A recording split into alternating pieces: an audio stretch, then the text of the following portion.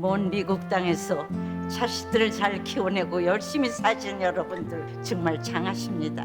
안녕하세요. 전원주입니다. 전쟁도 가난도 겪은 우리 세대는 참 눈물겨운 세월을 살았죠. 아메리칸 드림을 이루기까지 여러분들의 세월이야 어떠셨겠습니까? 건강 관련 프로그램에 출연하면서 요즘 제가 깨달은 건요, 양 한 방을 잘 결합하는 게 최고의 건강 관리라는 겁니다. 클레버 케어, 메디케어 어드밴티지 플랜 아세요?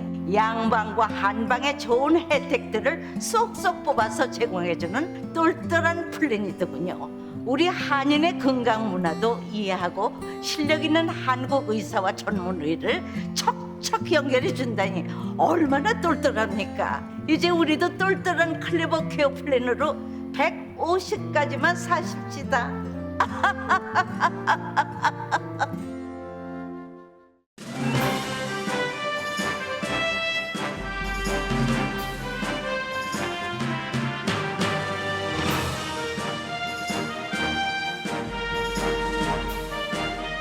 새로운 계절 가을, 행복하고 좋은 일들만 가득하시길 라디오 서울이 응원합니다.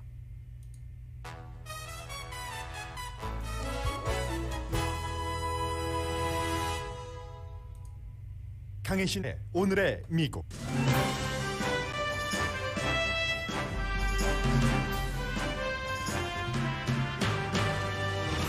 바이든 대통령과 민주당은 의회가 재난기금과 아프가니스탄 난민 돕기 기금을 마련하기를 원하고 추진 중입니다. 공화당은 반대합니다. 캘리포니아 주지사 소환 선거 캠페인의 핵심 장소가 교회가 됐다고 로스앤젤레스 타임즈가 보도했습니다. 대면 예배 금지와 낙태 반대 이슈로 복음주의 교회가 공화당 후보를 지지하는데 LA 타임즈는 기도와 공작 정치라고 제목을 붙였습니다. 아프가니스탄 정권을 잡은 탈레반이 궁궐을 점령한 날 도망친 아프가니스탄 전 대통령이 국민들에게 사과 성명을 발표했습니다. 자신의 도망침이 아프가니스탄을 대혼란에서 구하는 유일한 길이었다는 주장입니다. 탈레반은 100% 남자로만 아프간 정부를 구성했고 총리와 내무장관 내정자는 유엔과 미국이 테러리스트로 지목한 인물입니다. 세계에서 두 번째로 카톨릭 인구가 많은 멕시코의 대법원이 코아윌라주의 낙태 불법화가 우연이라고 판결했습니다. 이 주는 텍사스와 국경의 3분의 1을 같이 맞대고 있습니다. 코알라주에서는 최근 미국 텍사스주에서 시행하는 것과 비슷한 낙태 금지법을 시행해 왔습니다. 휴스턴 병원에 이어 디트로이트 병원 직원들도 백신 접종을 의무화하는 병원 시스템을 고소했습니다. 연방 차원의 백신 접종 의무화가 없는 지금 민간 기업이 백신 접종 의무화를 하면서 고초를 겪고 있습니다. 재정이 허락하는 회사는 의료 컨설턴트를 영입하기 시작합니다. 캐시어 없는 홀푸드 스토어를 캘리포니아주와 워싱턴 DC에 오픈한다고 홀푸드의 모회사 아마존이 오늘 밝혔습니다. 여러분 안녕하십니까? 오늘의 미국 강혜신입니다. 오늘 예정에 없이 지금 바이든 대통령이 제가 여러분들께 헤드라인 뉴스를 전해드리는 바로 그때의 어떤 연설을 백악관에서 하기 시작했습니다. 경제에 관한 연설인 것 같죠? He understood what had happened to workers in this country, like you do. 네, 어떤 한 인물을 얘기하고 있는데 결국은 미국의 경제와 일하는 사람들에 대해서 잘 이해하고 있다. 많은 여러분들처럼 하고 얘기하는 것으로 봐서는 노조에 관한 누군가를 어떠한 영웅시하고 또 누군가의 역할을 굉장히 높이 평가하는 그런 연설로 보입니다. 제가 왜 여러분들께 지금 이 대통령의 이 일종의 리마크스라고 말씀드릴 수 있겠는데요. 이런 것들을 완전한 계획에서 예정 대통령 스케줄표에서 확인하고 있지 못했고 또 대통령이 연설을 시작한 시점에는 이미 어느 정도 그 말을 했지만 그래서 놓친 부분이 있겠죠. 그럼에도 불구하고 여러분들께 이 내용을 대통령의 음성을 잠시 전해드리는 데는 분명히 이유가 있습니다. But he also understood the future. I think he understood who built this country and the tools that were 네, 미국의 그 미래, 경제에 대한 미래도 그는 이해하고 있었다. 중간에 그가 누구인지는 나오겠죠. 왜 제가 내용을 잘 모르면서도 이 내용을 여러분들께 전해드렸냐면은 오늘 지금 이 대통령의 연설은 그 연설 내용 자체가 중요하다기보다는 이제 시선을 여러 가지에서 돌리고 싶은 겁니다. 아프가니스탄에서 미군 철군을 했고 그리고 이 코로나 바이러스에 대해서는 사람들이 아주 피곤해합니다. 어떤 뉴스를 들으면 바이러스 거의 지나가는 것처럼 하고 그리고 오늘의 미국을 들으신다면 아직 바이러스는 지나가지 않은 것이 분명해 보인다. 지나갔더라도 잠시일 가능성이 높다라고 말씀을 드리고 있습니다. 그러니까 많은 사람들이 굉장히 그 피로해하죠. 그런 것들을 하나로 뭉쳐서 처음에는 이 코로나 바이러스에 대한 대통령의 직무 능력에 대한 지지도도 굉장히 높았습니다. 그 높았던 것이 많이 떨어졌죠.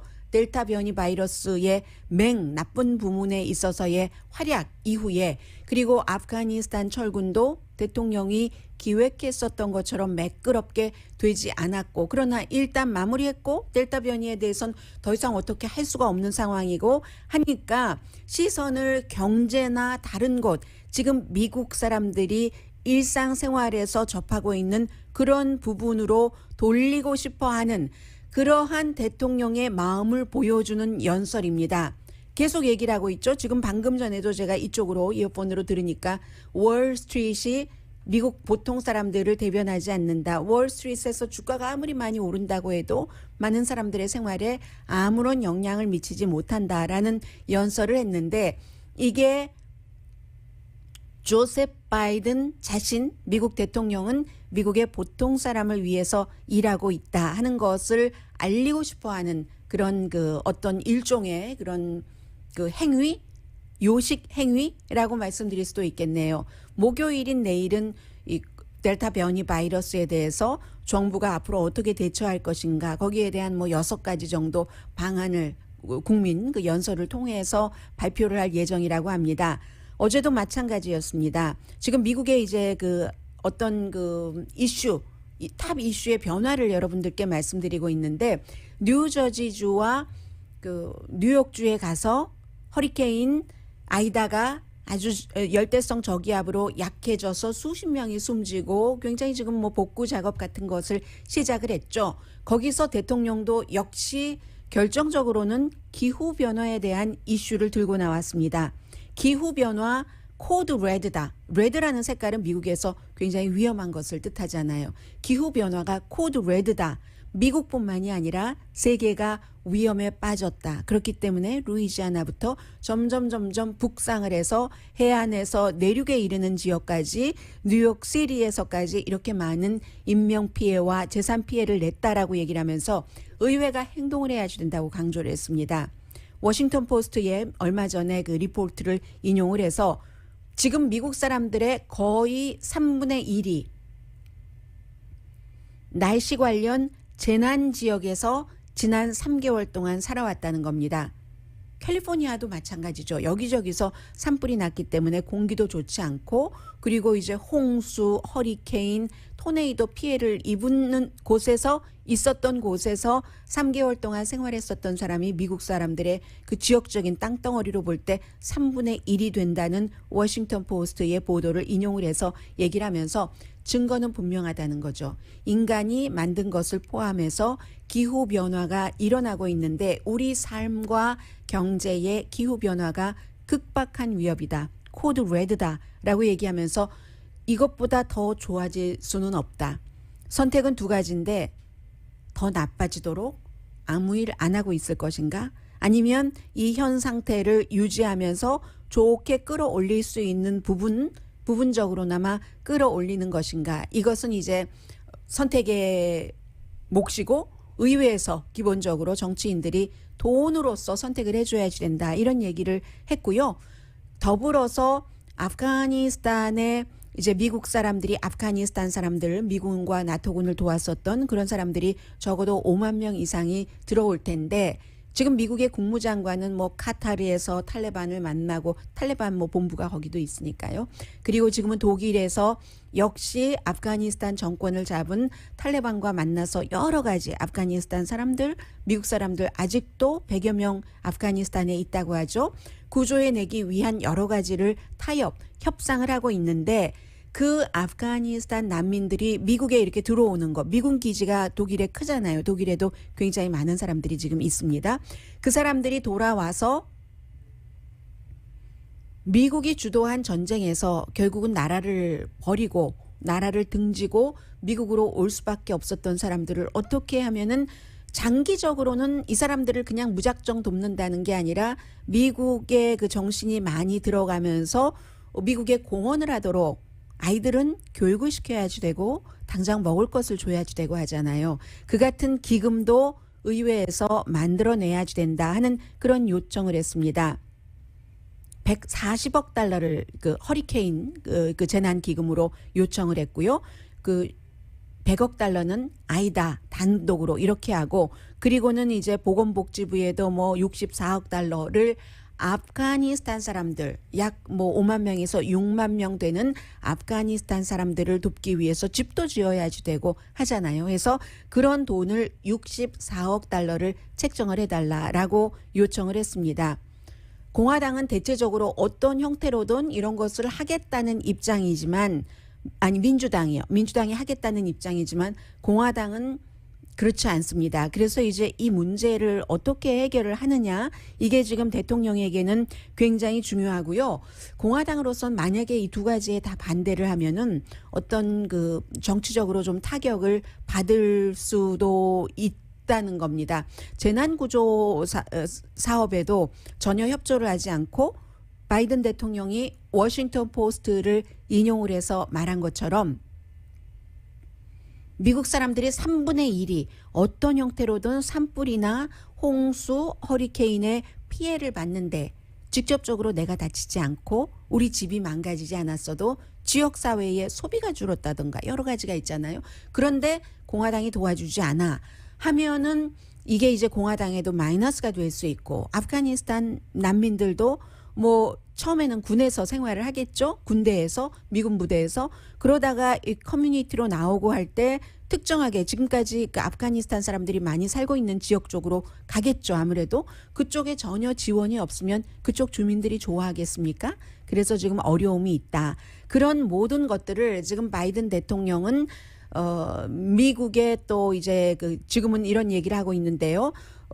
필수 업종에서 팬데믹 시대에 일을 했었던 그런 사람들을 도와야지 된다. 그런 사람들이 안정하게 그 일자리로 돌아갈 수 있도록 이 같은 연설을 하고 있는데 이렇게 지금 현실에 맞는 이쪽으로 지금 바이든 대통령이 사람들의 그 포커스를 잡아오도록 노력을 하는 그 같은 그 연설입니다. 지금은 노조가 이길 때 미국도 이긴다. 이거 아주 민주당의 전형적인 것이죠. 민주당이 때로는 또 지난번에 트럼프 전 대통령 당선되고 할 때는 러스트벨트에 있던 뭐 노조원들이 트럼프 전 대통령에게 뭐 광부들 이런 분들이 투표를 많이 했었는데 다시 바이든 대통령이 힐러리 클린턴이 져버렸었던 그 같은 노조표를 가지고 오면서 대통령이 됐죠. 당연히 노조가 살아야 나라가 산업이 산다, 경제가 산다. 지금 이 같은 연설을 하고 있고요. 그리고는 이제 현재는 그 카멜라 해리스 캘리포니아주가 지역구인 연방 상원의원이었었죠. 이 북가주에 오늘 이제 다음 주 화요일에 게빈 뉴섬 민주당 그 주지사 사실은 등록되지도 않았어요. 민주당으로 게빈 뉴섬은 이 주지사 소환 선거에 소환하지 말아라 하는 것을 캠페인하기 위해서 이제 도착을 해서 지금 활동을 하고 있는데 바이든 대통령도 다음 주에 뭐 월요일쯤 올 겁니다. 주말에 오겠죠. 그래서 이제 도울 것 같고 오늘 아침 로스앤젤레스 타임즈에 실린 아주 긴 내용의 기도와 정치 공작 이런 그 표현의 기사를 여러분들께 좀 소개를 해드리려고 합니다. Player and 그 Politicking 이라는 그런 그 큰 제목이 붙었는데 교회가 캘리포니아 주지사 소환 선거의 캠페인 센터가 됐다 하는 내용입니다. 그래서 뭐 나성 영락교회도 잠깐 나오는데 교회가 센터가 됐다 하는 것은 트럼프 전 대통령 캠페인 시기부터 지금까지 특히 복음주의 교회들이 공화당을 한두 가지 이슈로 굉장히 많이 지지하고 그리고 이제 그 같은 교회의 그 담임 목사들은 조금 진보적이거나 하는 그런 그 교회보다는 굉장히 아주 노골적이거든요. 그런 것들을 보도하면서 세금 관련 이런 등등에서 전하고 있는데 일요일에 보니까 라클린이라는 곳 세크라멘토에서 22마일 떨어진 곳인데 이곳이 인구가 한 6만 명이 됩니다. 라클린이라는 곳에 있는 운명적인 데스티니 크리스찬 철치라는 곳에서 목사가 그렉 페링턴이라는 목사인데 이분이 지금 공화당의 그 레리 엘더 후보 출마 선언을 한 지는 얼마 되지 않지만 만약에 게빈 뉴섬이 소환되고 공화당 임시 주지사가 나온다면은 레리 엘더가 되겠죠. 그럴 가능성이 로스앤젤레스 타임즈를 포함해서 전문 매체들은 별로 없어 보이는 것으로 보도는 하고 있습니다만 그러나 선거는 치러봐야지 합니다. 해서 이 목사가 자신의 그 교회에서 초대를 했죠. 그 레리 엘더를 초대를 해서 아니 저는 이것도 놀라웠어요. 인구가 6만 명도 안 되거든요. 5만 몇천 명 정도 되는데 그런데 교회에 참석하는 교인이 이 교회 한 교회에 5천 명 그리고 5천 명뿐만이 아니라 2만 5천 명이 온라인으로 또 봤다고 하니까 얼마나 그 지역은 이 교회의 활동이 특히 이 복음주의 교회의 활동이 활발한 것인가 하는 것을 느꼈는데요. 애국심, 윤리, 영적 의무 이런 것들을 공화당의 그 레리 엘더 후보가 강조를 했고요. 그런 것으로 캘리포니아를 고치겠다는 겁니다. 총기는 가져야지 마땅하다고 하고 때로는 그 여자 친구의 주장에 따르면 그 총기로 본인을 위협했다고 하고 낙태는 절대로 금지시켜야지 된다. 그러니까 절대로 허용해서는 안 된다. 본인이 주지사가 되면 낙태 반대에 앞장서겠다라고 하는 공화당의 후보입니다.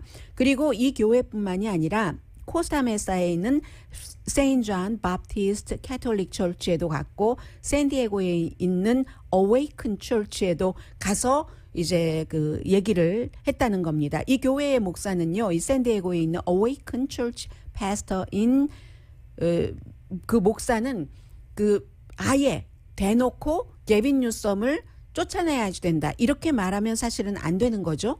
원래로 따지고 보면은 뭐 교회와 정치의 분리뿐만이 아니라 교회는 비영리 재단으로 등록돼 있기 때문에 세금 감면 혜택을 받아서 정치에 영향력을 주는 것을 하면은 안 되는데 이 목사는 계속 이렇게 합니다. 그리고 이런 것도 트럼프 전 대통령 시대에 그것을 아주 좀 쉽게 뭐 그래도 되도록 해놨기 때문에 점점 더 교회에서의 노골적인 이런 그 목사들의 반응이 강해지는 겁니다.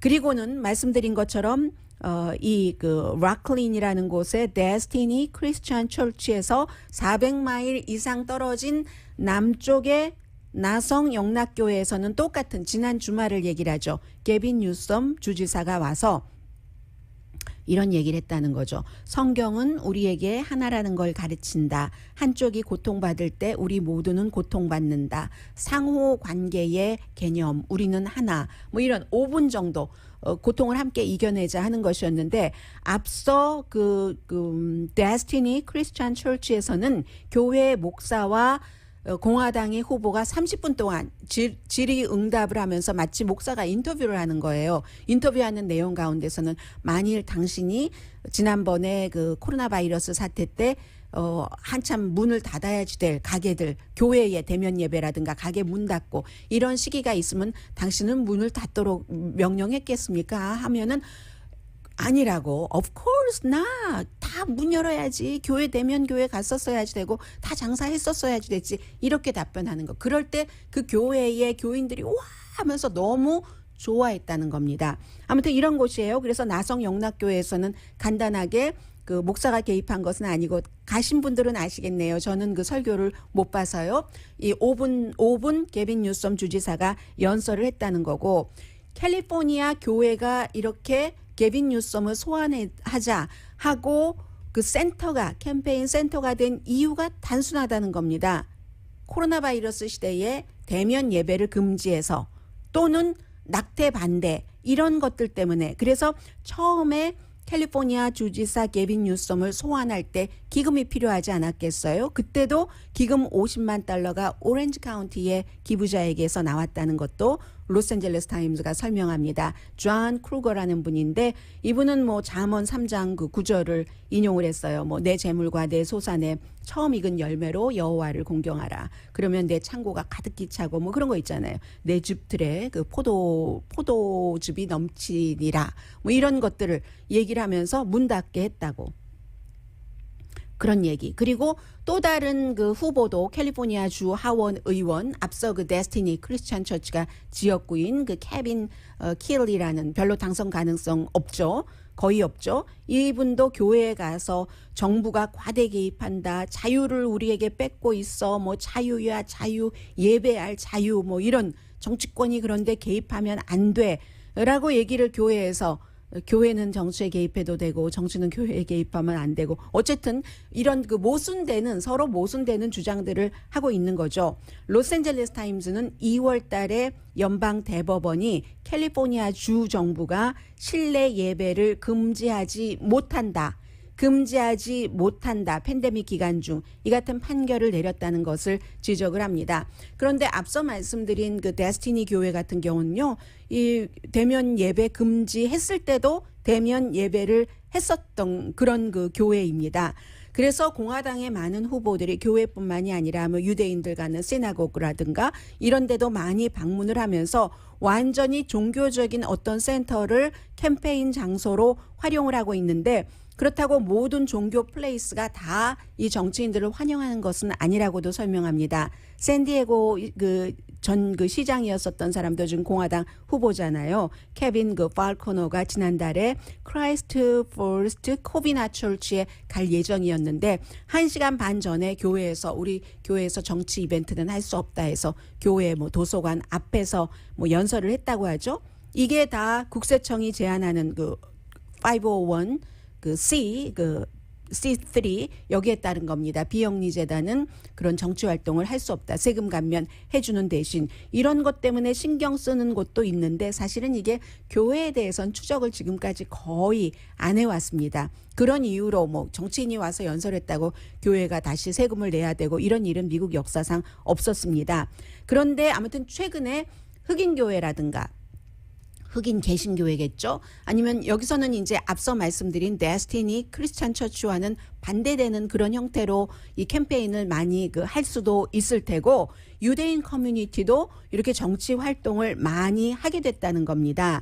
그래서 이제 많은 정치인들이 가서 교회에서 많이 하고 있는 얘기 가운데서 뭐 자만이래요. 잠언 뭐 29장 2절 같은 뭐 그런 얘기들 뭐 의인이 많아지면은 뭐 백성이 좋고 그렇지 않으면 악인이 많으면 백성이 뭐 피폐해진다. 이런 뭐 솔로몬의 지혜 같은 이런 것들을 얘기를 하면서 교회에서 크리스찬이 개입을 해야지 된다. 아니 정치와 교회를 분리해야지 된다고 이 얘기가 바로 앞서 말씀드린 데스티니 크리스찬 철치 목사의 얘기예요. 우리 모두 책임이 있기 때문에 정치 참여해야지 된다. 9월 14일에 2가지 질문을 하는데 본인이 이제 직접적으로 정치적인 말을 하는 것은 빼면서 게빈 뉴섬을 뭐 어떻게 하고 내가 말하지 않았어요. 여러분이 얘기했어요. 교인들에게 말하도록 유도하면서 이런 일들이 캘리포니아 주에서 지금 일어나고 있는 기도와 로스앤젤레스 타임즈 표현에 따르면 정치 공작이다. 근데 그럼에도 불구하고 지금 교회에서는 이런 일들이 많이 일어나고 있지만 뭐 어제도 말씀드렸습니다. 현재로서는 게빈 뉴섬 주지사가 소환될 가능성이 높지 않다라고 말씀드리는 게 정확할 것 같은데요.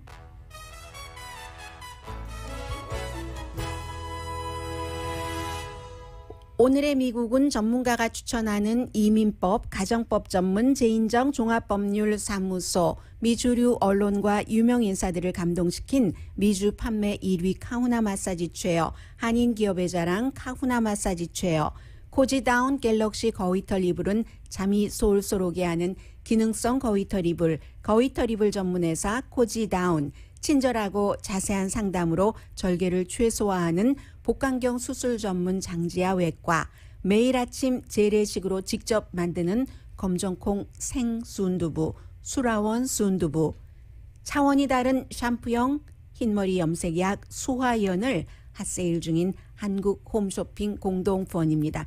잠시 뒤에 미국과 세계가 이렇게 오버랩되는 그런 부분 전해드립니다.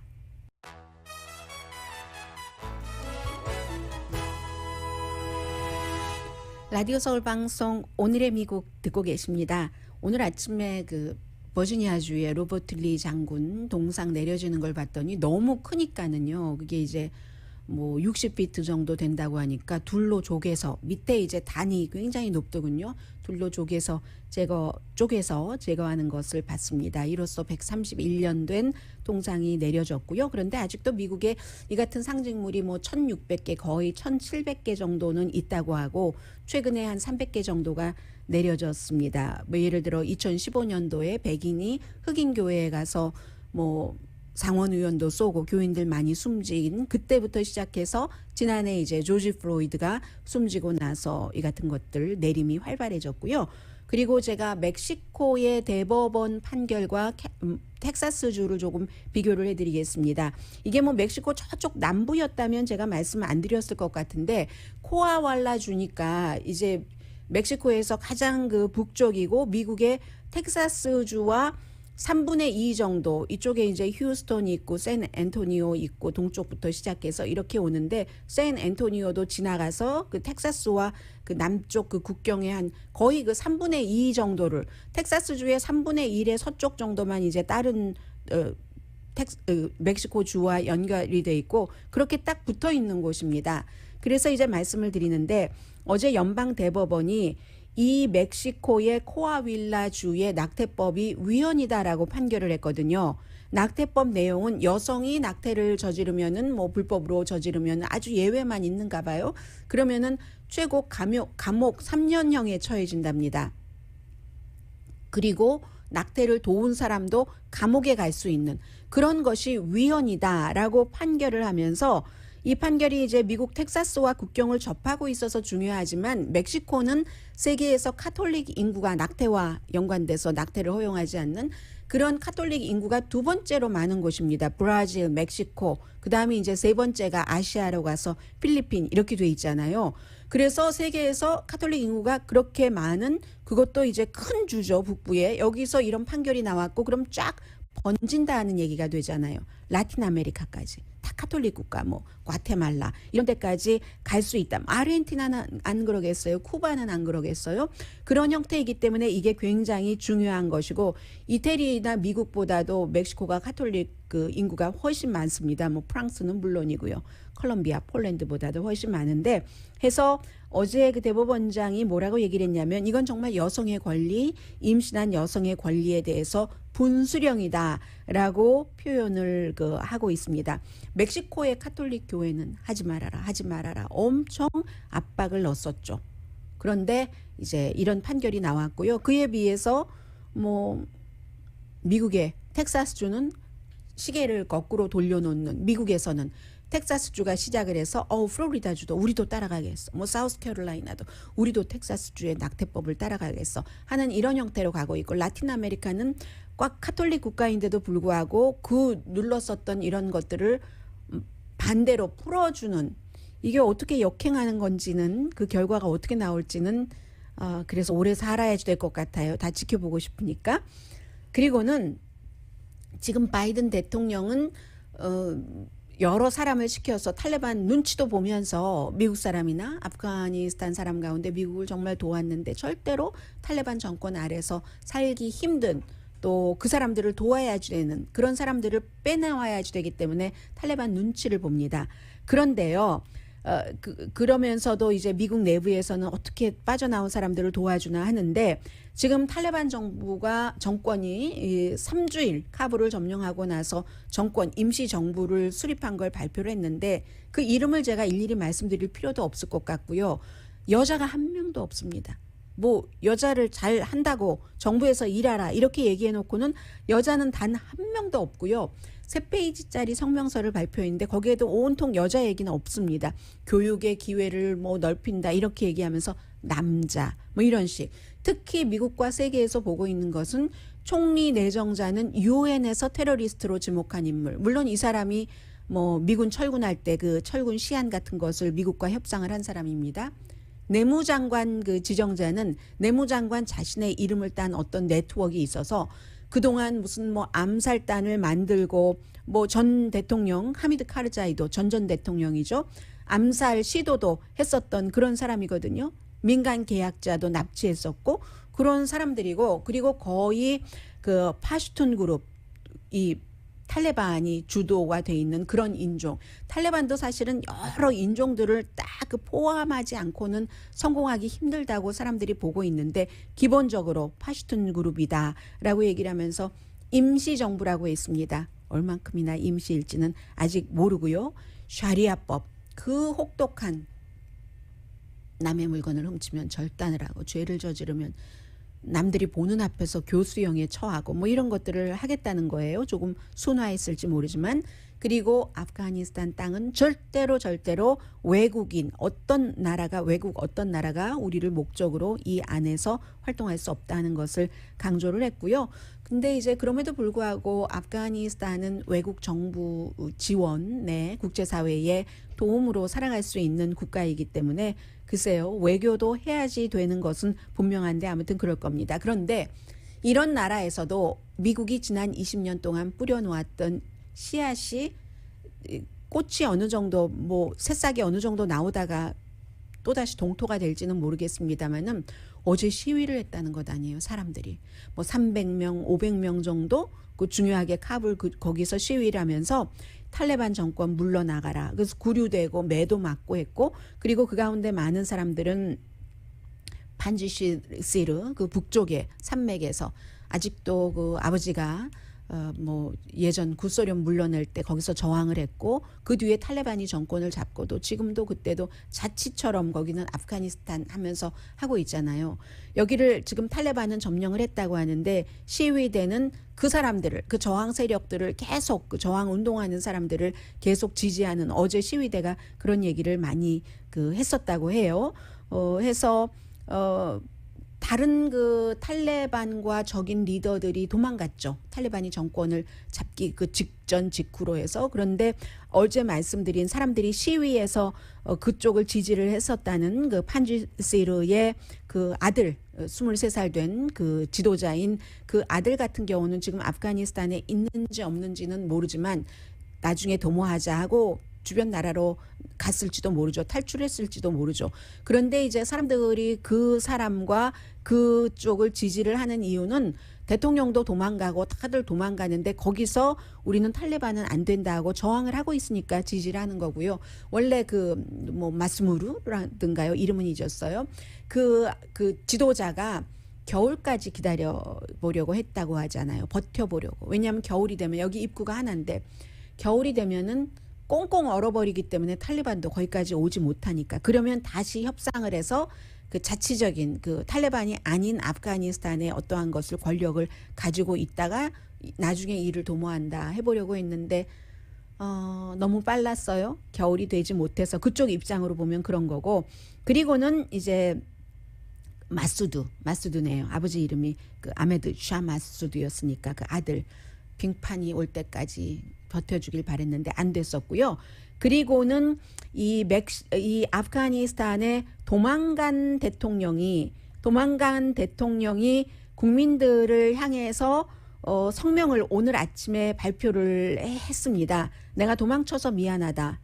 아슈라프 가니 지금 뭐 유나이티드 아랍 에미레이츠에 있다고 하잖아요. 도망쳐서 미안한데 내 인생에서 가장 어려운 결정이었고 나는 경비대장의 경고에 의해서 도망칠 수밖에 없었다. 그 사람은 도망쳤다고 하지 않았어요. 아프가니스탄을 빠져나왔다고 했지. 제가 도망쳤다고 말했습니다. 내가 그렇게 도망치지 않았다면 1990년대 구소련이 나가고 나서 뭐 88년, 89년 이때 나갔으니까 나가고 나서 또 탈레반과 그 밖의 부족들이 싸우면서 아프가니스탄에서 피싸움이 있었죠. 그때처럼 거리에서 피싸움이 있어서 한 아프가니스탄 국민 4천만 명 조금 안 되는데 3천 몇백만 명인데 그 가운데 600만 명은 숨졌을지도 몰라. 그걸 내가 구했어. 뭐 이런 식으로 미안하다면서 도망간 대통령이 그런 얘기를 하면서 나는 절대로 돈은 안 갖고 나왔다. 아프가니스탄 국민 돈은 안 갖고 나왔다 하면서 부패도 내가 물려받은 유산이었다. 전 정권에서. 그걸 내가 깨끗하게 하지 못해서 그건 정말 미안하고 유감이다. 번영과 안정 없이 전임 대통령들처럼 아프가니스탄에서 나의 마지막 레가시를 하게 돼서 미안하다. 사과한다. 다르게 만들지 못해서 이렇게 얘기를 하지만 지금도 나는 아프가니스탄 사람들을 떠나지 않았고 마음만은 아프가니스탄에 있다. 뭐 이런 얘기. 또 사과 성명도 탈레반 정권이 완전히 구성되고 나니까 그제서야 사과하는 얘기도 했고요. 아무튼 이런 일들 미국도 계속 지켜보고 있겠죠. 잠시 뒤에 코로나 바이러스와 연관되고 또 경제 뉴스 전합니다.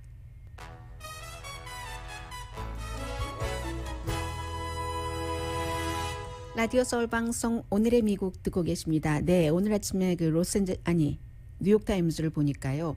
재무부가 발표를 했는데 1년에 미국의 탑 부자 1% 안에 들어가는 사람이 세금을 얼만큼이나 안 내냐면요.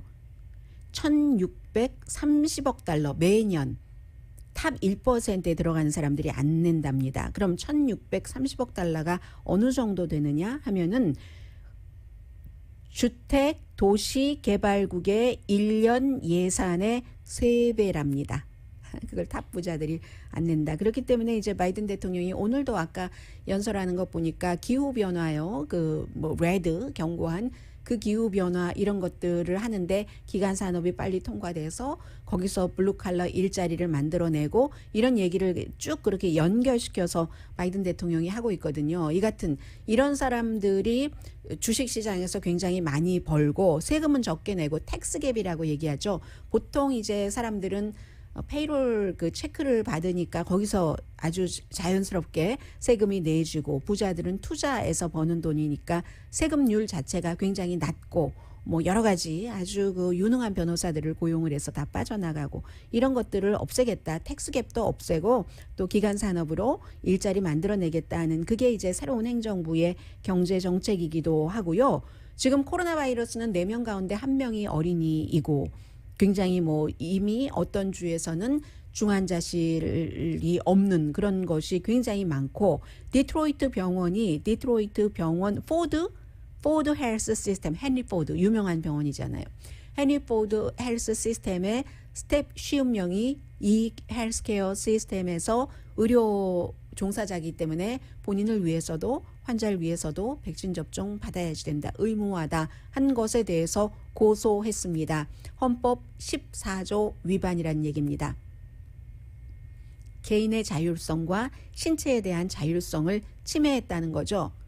두 번째예요, 이번에. 지난번에도 역시 텍사스의 휴스턴 병원에서 고소를 했는데 그 법원 판결이 그 회사가 직원들에게 백신 접종을 의무화할 수 있다 하는 판결이 나왔고요. 이번에 어떻게 될지는 잘 모르겠어요. 그런데 이 고소하면서 지금까지 백신 접종 받았는데도 13,000명이 숨졌다. 3만 명 이상은 장애인이 됐다. 그럼 우리가 왜 백신 접종을 받아야지 돼? 이것도 틀린 얘기예요. 7월 21일 질병통제국이 업데이트를 해서 뭐 여러 가지 백신 접종 받은 사람의 사망률이 굉장히 낮고 2020년 12월부터 올해 7월 19일까지 6,207명 어떤 경우에서든 뭐 연관이 돼서 이렇다 하는데 여기는 뭐 2배 이상 부풀려서 얘기를 했고요. 어쨌든 그렇습니다. 이 병원 대변인은 백신이 가장 파워풀한 툴이다 하면서 no comment 금요일부터 시행하겠답니다. 그러니까 이게 연방 차원에서 백신을 미국 같은 자유주의 국가에서 의무화하지 못하기 때문에 굉장히 힘들어지는 거예요. 많은 직장들이 다른 직원들을 보호하려고 또 잘못하면 회사가 회사에서 감염됐다 하면서 고소당할 수 있잖아요. 그래서 백신 접종 의무화를 하는 회사가 더 많아집니다. 점점 날이 갈수록. 그런데 그런 모든 것들이 지역의 회사에 한정되지 전국적인 통일이 되지 않기 때문에, 그리고 전국적인 통일이 없으니까 연방정부의 데이터도 갖기가 힘들고 또 전문가도 아니고 회사가, 개개인의 그 회사가. 그래서 어떤 회사는 뭐 아예 집이나 다른 곳에서 일하도록 한다든가 하이브리드로 일을 시키는 거죠. 데이터가 충분하지 않으니까. 질병통제국도 돌파 감염 그 포괄적인 데이터 수집하는 것을 중단했거든요. 그래서 웰스파고처럼 좀 재정이 단단한 회사는 아예 의료 전문가를 고용을 해서 여러 가지 문제에 대처하는 그것만 맞도록 사람을 고용을 한다는 겁니다. 모든 회사가 그에 따른 법적인 것, 의료 관계, 그것을 그 맞게 사람을 고용할 수 있는 재정 능력은 되지 않잖아요. 그리고 데이터 부분에 대해서는 어떤 회사는 뭐 엠트랙 같은 데가 조지 워싱턴 대학과 연관을 해서 받는다던가 뭐 이런 것. 그래서 백신 의무화는 앞으로도 한동안 그 핫토픽이 될 것이 분명해 보입니다.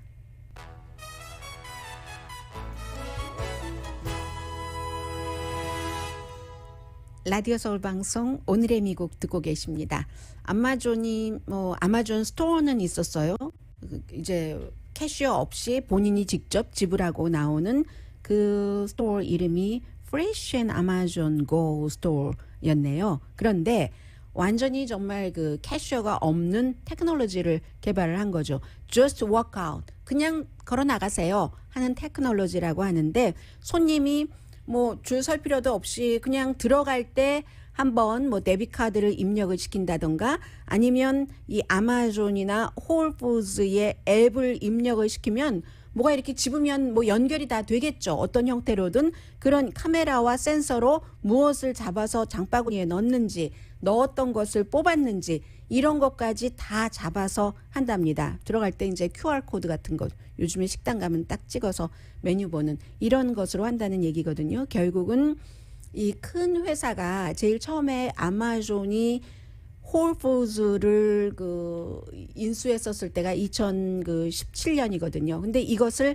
내년에 캘리포니아주와 워싱턴 DC부터 시행을 한다는 겁니다. 4년 만에 사람 없는, 그러니까 이득을 더 많이 내겠다는, 그게 이제 지금 아마존의 목표이고, 우리는 그런 자동화의 세상에 살고 있다는 것을 확인하게 되고요. 오늘의 미국은 전문가가 추천하는 이민법, 가정법 전문 제인정 종합법률사무소, 미주류 언론과 유명 인사들을 감동시킨 미주 판매 1위 카후나 마사지 체어, 한인기업의 자랑 카후나 마사지 체어, 코지다운 갤럭시 거위털 이불은 잠이 솔솔 오게 하는 기능성 거위털 이불, 거위털 이불 전문회사 코지다운, 친절하고 자세한 상담으로 절개를 최소화하는 복강경 수술 전문 장지아 외과, 매일 아침 재래식으로 직접 만드는 검정콩 생순두부 수라원 순두부, 차원이 다른 샴푸형 흰머리 염색약 수화연을 핫세일 중인 한국 홈쇼핑 공동폰이었습니다. 10시에 좋은 아침, 좋은 하루 방송됩니다. 세상은 그렇게 자동화가 돼도요. 미네소타의 장터 스테이트 페어에서 50년 동안 아주 그 추운 곳에서 버터로 그 공주 있잖아요. 그 공주를 조각한 사람이 79세가 돼서 50년 만에 은퇴하게 된다는 올드 스토리도 있습니다. 강희신이었습니다.